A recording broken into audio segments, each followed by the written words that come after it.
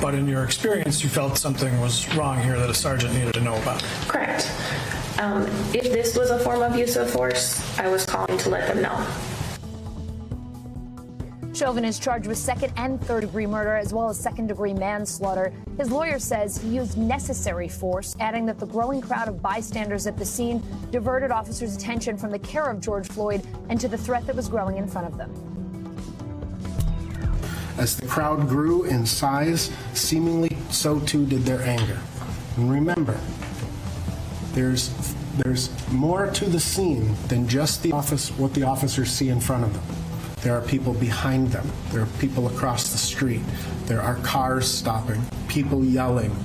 There is a growing crowd and what officers perceive to be a threat. The prosecutors say that Chauvin deliberately used excessive and unreasonable force against a defenseless George Floyd. We're going to prove to you that Mr. Chauvin's conduct was a substantial cause of Mr. Floyd's death. We've charged him with murder in the second degree, murder in the third degree, and manslaughter for using excessive force against George Floyd. We're going to show you that putting knees on somebody's neck, Mr. Floyd's, putting a knee on his back for 9 minutes and 29 seconds was an eminently dangerous activity.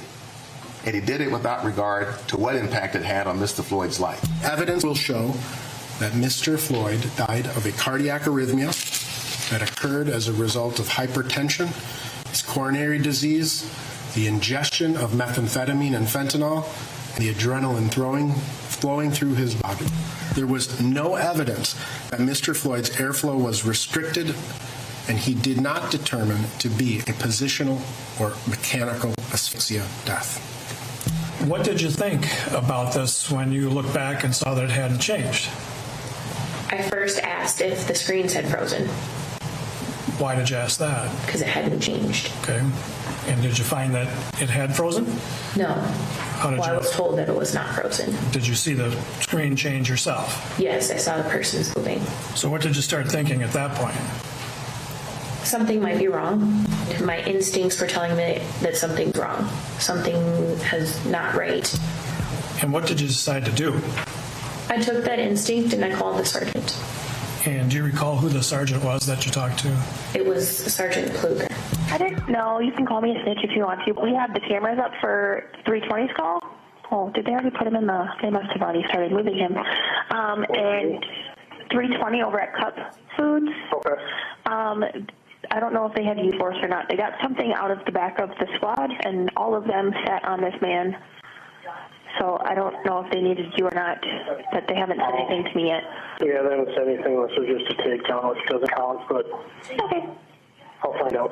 No problem. We don't get to ever see it, so when we see it, we're just like, well. You said that the majority of your job is done by listening. Can you explain what you mean by that? We are in a room with no windows. We work off of a phone and a radio the majority of our time. The other times would be only if we had some kind of video to show us, anything like that. Then other than that, we are always on a phone or radio. Okay. Having been questioned by opposing counsel about your call, as you sit here today, have you changed your mind about the reasons why you called Sergeant Pleger when you did? No. Let's bring in MSNBC anchor Ali VELSHI from Minneapolis. Ali, both sides questioning the 911 dispatcher today before moving on to a second witness. Who else did the prosecution call to the stand, and what can you tell us about their first few witnesses today? So we've had three now. There's a third witness on the stand currently. They're about to wrap up for the day. You have the 911 dispatcher who provided a great amount of detail about who was dispatched to the scene, and the remarkable detail that mostly they listened, but she had some video images, and she noticed something that didn't feel right. Instinctively, she thought something was wrong, so she informed a sergeant. That is not normally how things happen. So that was the first witness. The second witness was someone who worked in the gas station directly across from Cup Foods, who had also taken some of the important video that described what happened. Most of the video that people have seen, you'll remember, is on the other side of a police car. So it's from the perspective of passersby on the sidewalk. George Floyd and the 3 police officers who are on him are on the other side of a police car. This woman worked in a gas station, which had a very clear view of the 3 officers on George Floyd. So she testified as to what she recorded and what she saw. And then finally, they brought on one of the people who had been a passerby who had seen what had happened. But the interesting thing about this piece of testimony that's underway right now, this witness, is he happens to be an expert in jiu-jitsu and mixed martial arts and understands chokeholds, how to cause them, how to get someone to submit, how to avoid cutting off someone's blood flow or airflow. And he's getting into a great deal of detail about chokeholds, and that's where they are right now, because the defense, as you played, is making the argument that the asphyxiation, the end of life for George Floyd was not a result of Derek Chauvin kneeling on his neck. It was because of underlying conditions. They're now hearing from a witness who just happened to be a passerby, who's an expert on chokeholds, and is describing what he has learned over the years about choking people. So that's where we are right now. What a fascinating witness to call. Allie, that's what's going on inside the courtroom. Outside the courtroom, we know that emotions in Minneapolis are really running high. You spoke with some members of the Black community in Minneapolis about this trial over the weekend. What did you hear from them?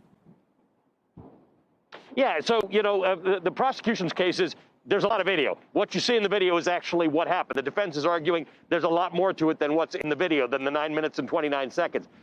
So for a whole lot of people I spoke to, they think, as George Floyd's brother has said, that this is a slam dunk case. So I asked the people I spoke with this weekend, what happens if this case does not result in a conviction? Here's what they told me. What happens if there isn't a conviction? I can't let myself think about that. I started to, and I just started crying. I mean, one of the biggest differences between this case and so many other cases of police brutality is this was not a shooting. This was 9 minutes of a man with a smug look on his face and his hands in his pockets, kneeling on another man's neck. He wouldn't have done that to a dog in the street.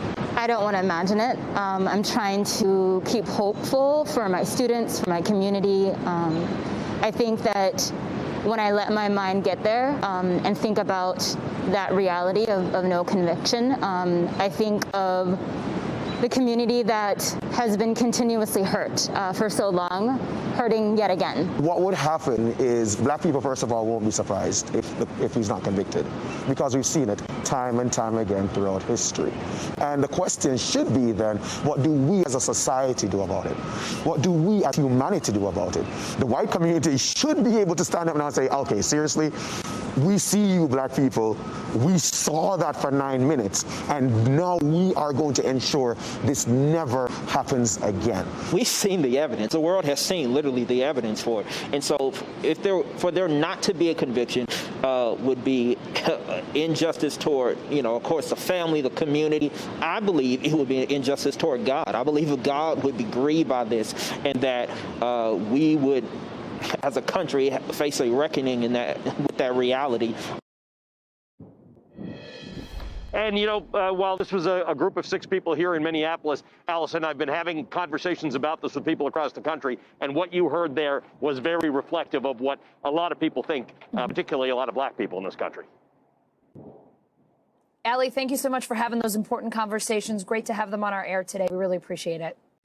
Hey, NBC News viewers, thanks for checking out our YouTube channel. Subscribe by clicking on that button down here, and click on any of the videos over here to watch the latest interviews, show highlights, and digital exclusives. Thanks for watching.